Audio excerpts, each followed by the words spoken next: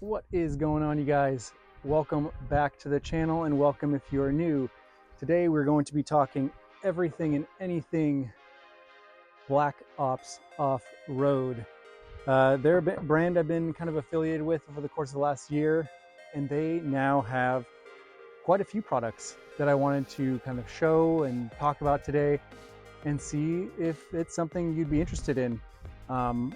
And lucky for you all, I do have a discount code that I will link down below. I believe it's just Quicksand Taco, but if it's not, I will link it down below and you guys can check out the products. So what we'll be doing today is talking about the Black Ops Off-Road Throttle Grenade, the Black Ops Off-Road kind of valve stem deflator kit, and then at the end of this video, I'll be talking about and actually installing and reviewing the new Anytime locker by Black Ops Off-Road. And I think that is going to be one that everyone's going to be really excited about. The short of it is you'll be able to engage your locker in two-wheel drive, too high, too low.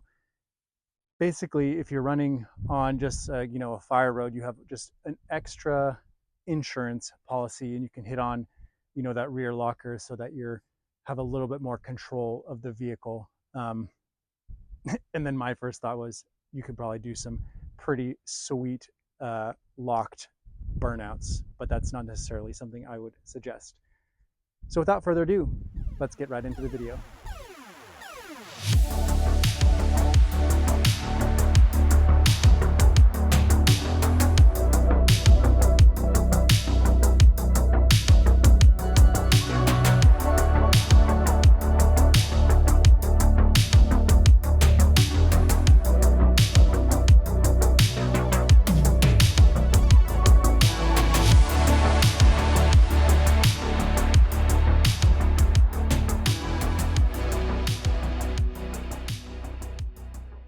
All right, let's start things off with the Black Ops Off-Road Throttle Grenade. Now, I've been running this product on the vehicle with and without a tune.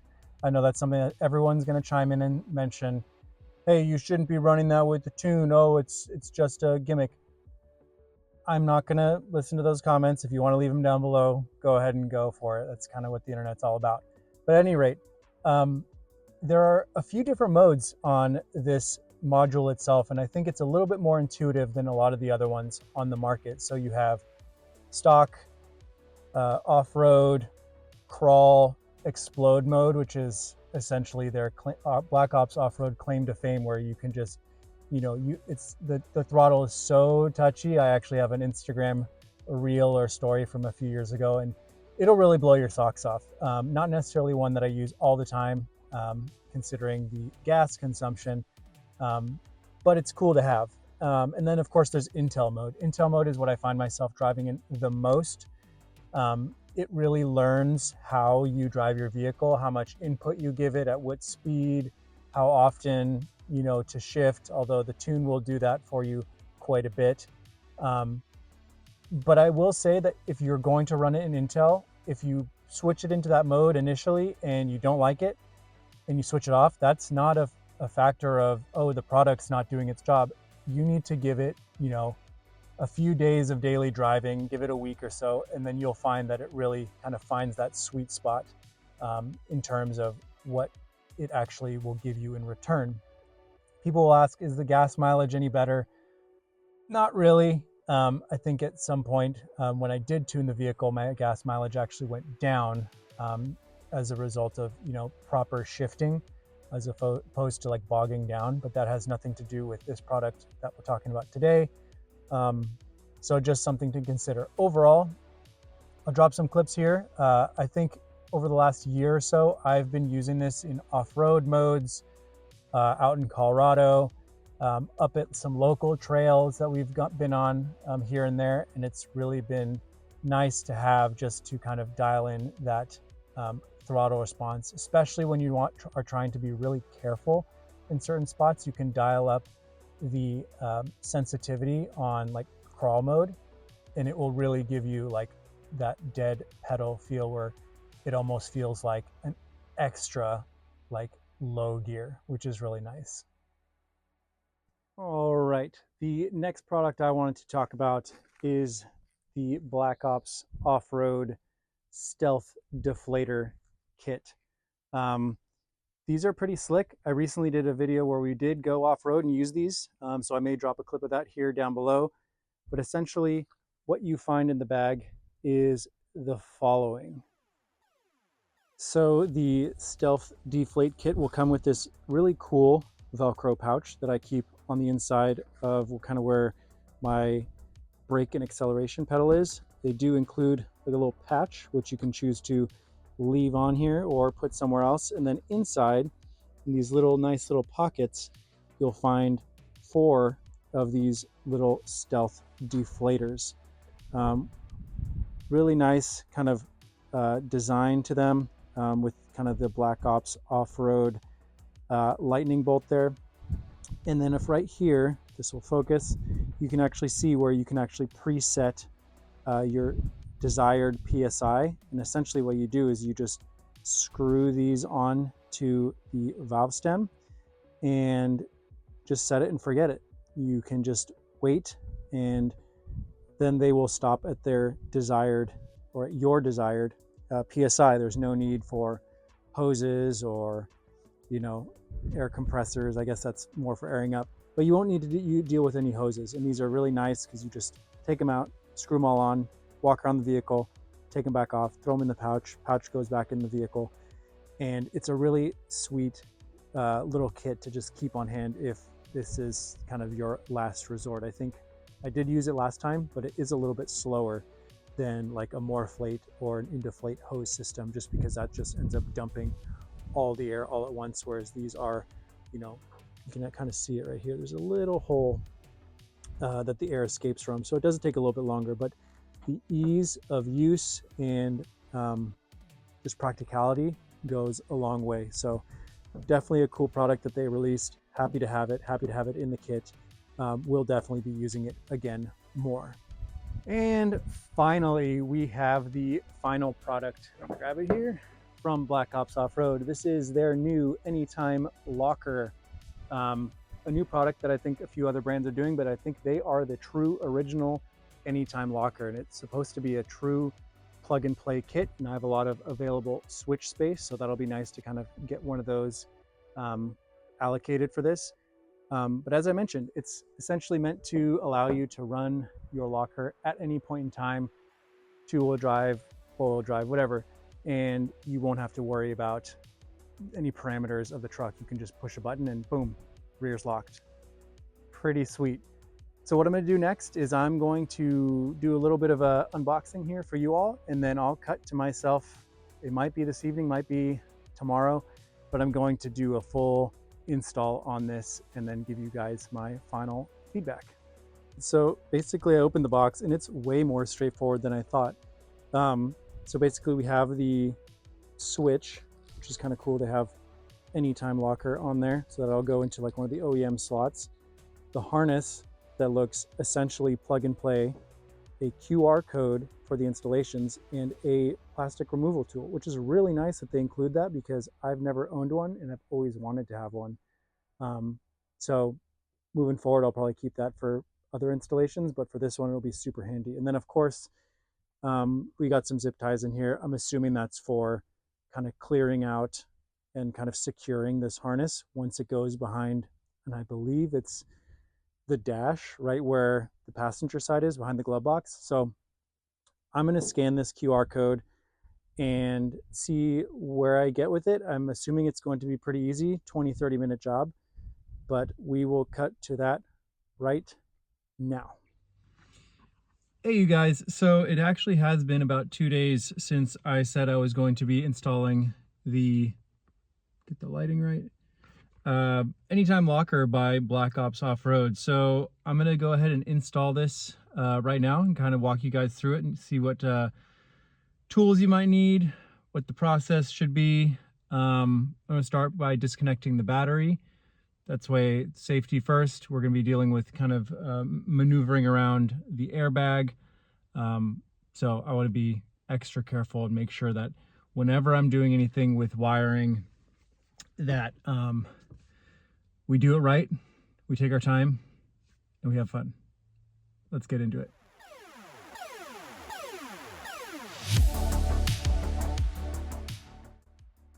All right, so once we've successfully disconnected the battery, we're going to come here and remove this plastic trim here. I'm going to see if I can do it with one hand.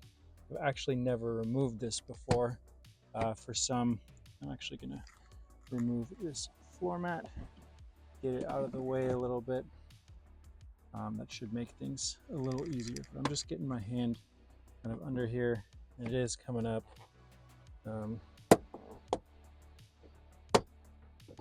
there we go. Pretty easy from, oh, yeah, not bad at all.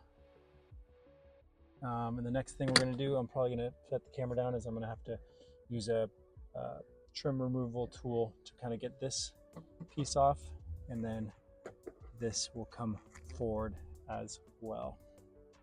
So interesting discovery here. When I was pulling this out, so first of all, there's a little thumb screw that goes back in there.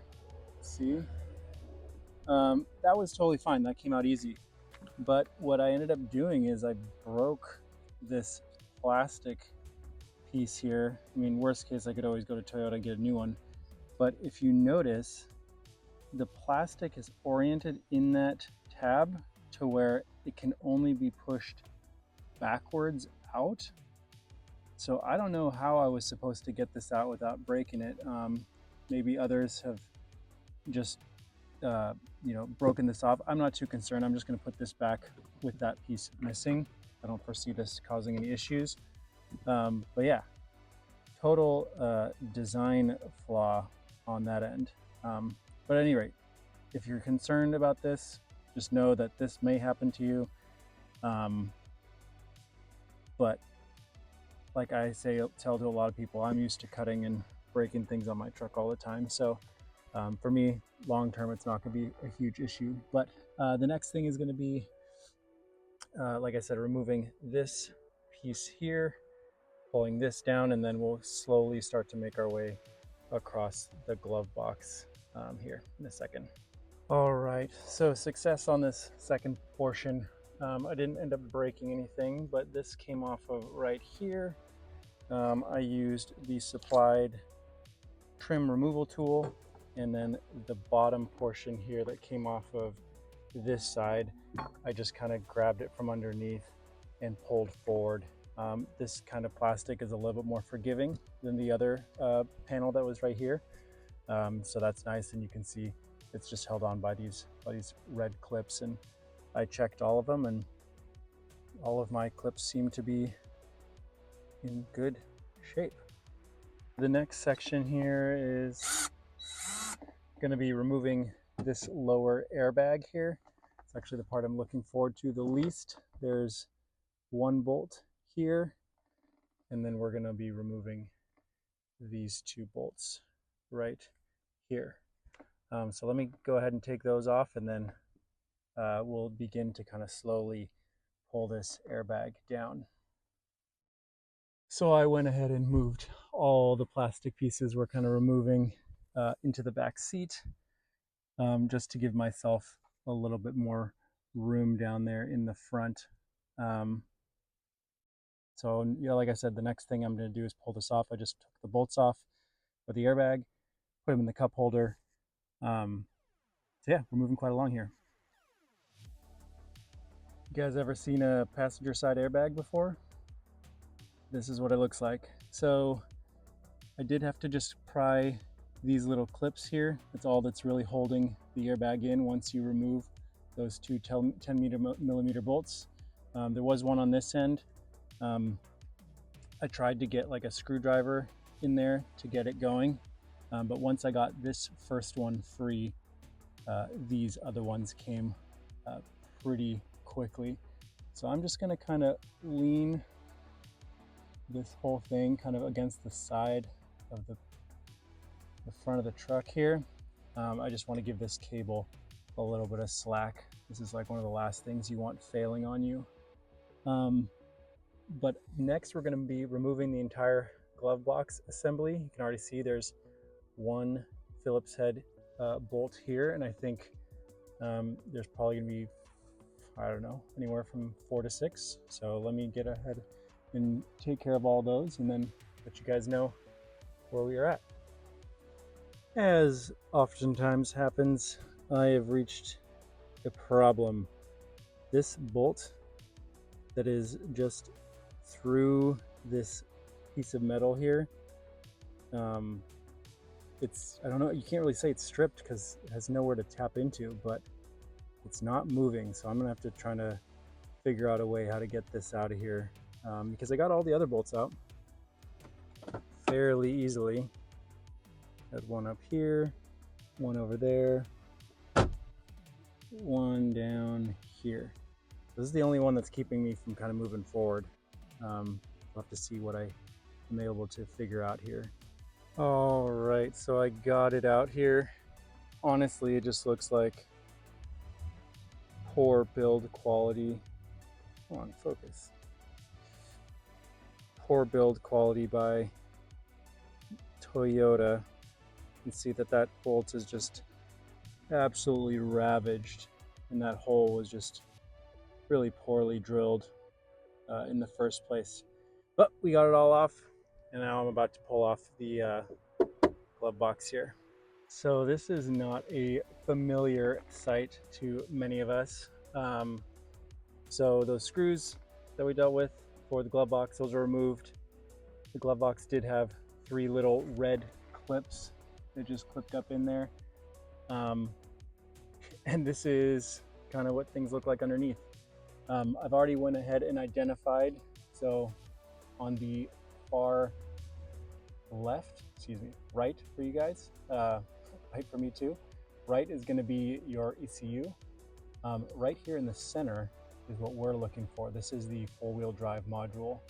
So I was able to just check the sizing of the plugs on the Black Ops Off-Road Anytime locker and was able to identify that's the one that goes there.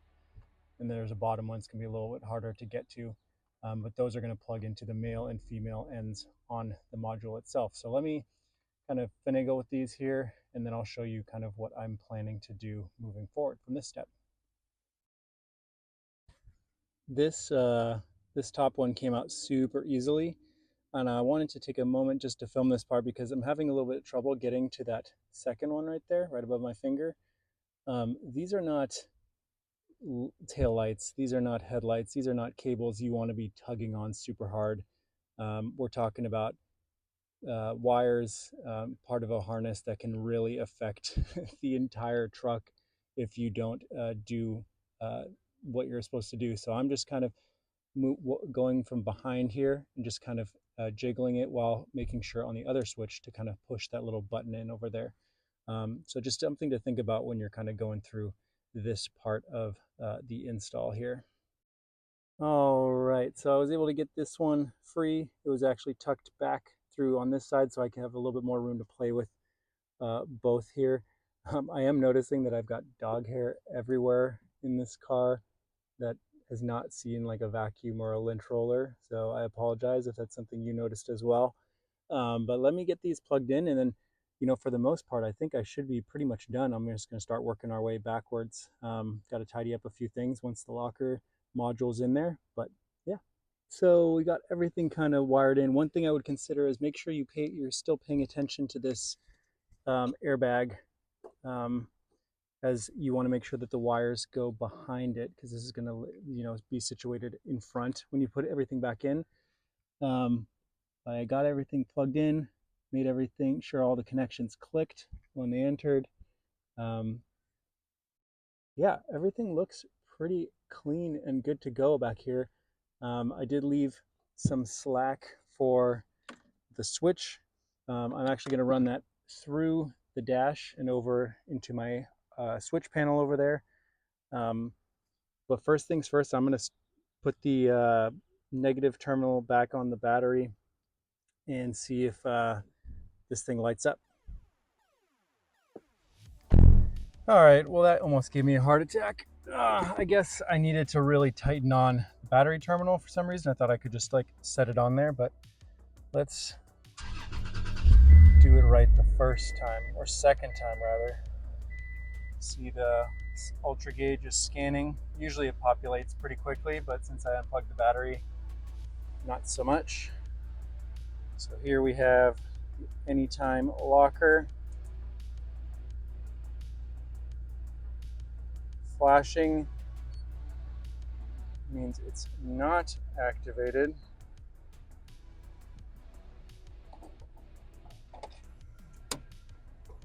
But from what I'm told, if I roll forward and it stops flashing, that means it's on.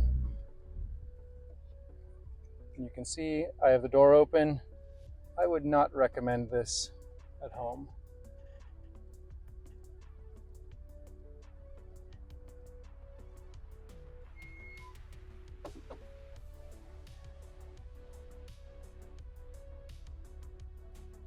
All right, I could kind of feel it too. So I think it's supposed to stop flashing once it's engaged. Let me turn the wheel here.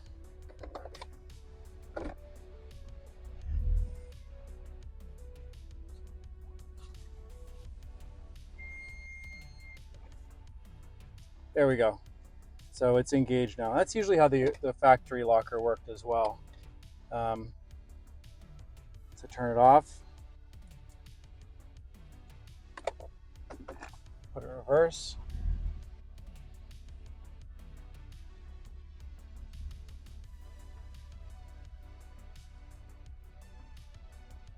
Yeah, looks like it works pretty well. I mean, fairly intuitive. This all took a little bit longer because I was filming, but I'm gonna get everything back together and I'll show you what this looks like once I have this this little button wired back up. So first for the switch, I'm gonna be looking to put it right here.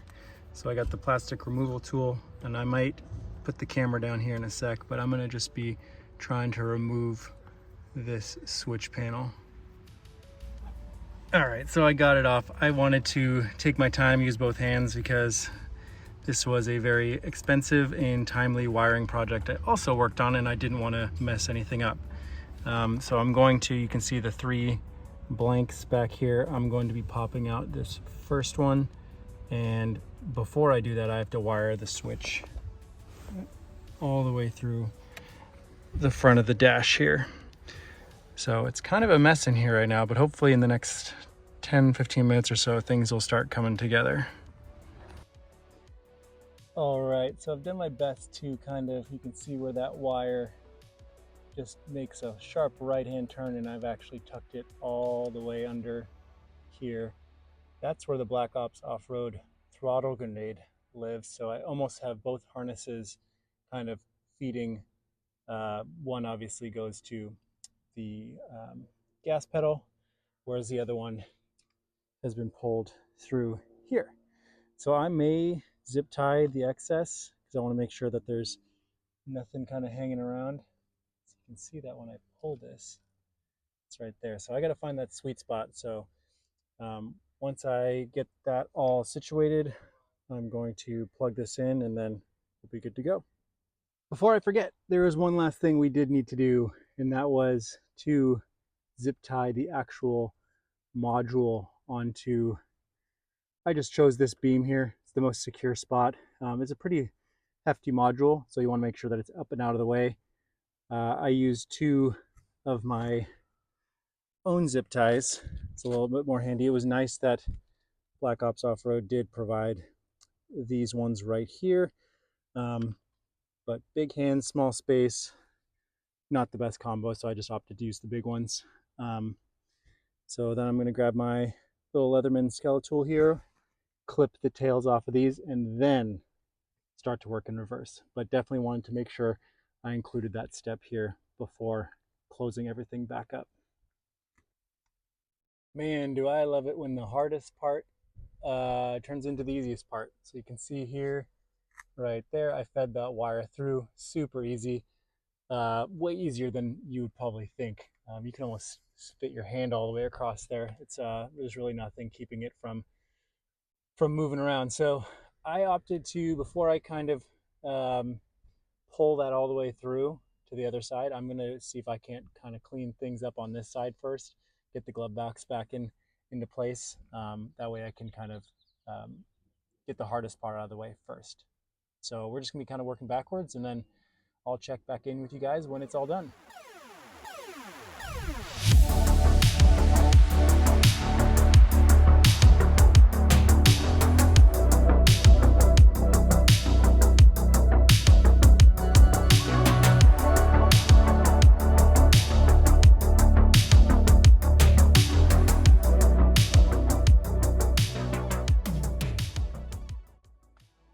So that was the install of the Black Ops Off-Road Anytime Locker. So as I mentioned, I'm familiar with 2 of these 3 products now. I have no engine lights on the dash. I checked all my auxiliary lighting to make sure I didn't mess up anything with the switch panel. But yeah, it'll be fun to kind of get this out on the trail in the coming weeks to kind of test it out, play with it. I think it's going to be a really good option for anyone with a 3rd gen or possibly, like I said, 4th gen Tacoma. Past me said 4th gen Tacoma coming. At any rate, let's cut back to the end of the video. Hope that you guys found this helpful and enjoyed watching. There we have it, you guys. Future me has successfully installed the Anytime Locker by Black Ops Off-Road. If you have any questions about the install, about the product itself, let me know down in the description box below, or in the comments below rather. I'd be happy to help. Assuming this was, under an hour of an install, I think it's definitely going to be worth it. One thing to note is it will replace your factory locker switch. So the switch that's above your head to lock the rear differential will no longer work. This will be your anytime, all the time rear locker for your 2019 to 2023 Toyota Tacoma. I think they're coming out with, if they don't already have one for the new Tacoma, if you're big ball and have one of those already. At any rate, if you have any question about any of the products by Black Ops Off-Road, I'm happy to answer them. I have experience with 2 of the 3, hopefully 3 of 3 here pretty soon. So happy to offer my feedback, my experience. And yeah, I'm just happy that I'm able to kind of bring a video like this to you all, because collaborative videos are kind of mutually beneficial for the brands that I work with and for the channel. So if you're not already, consider getting subscribed, do so. Drop a comment down below, like I said, give this video a like, and until next time, enjoy the ride.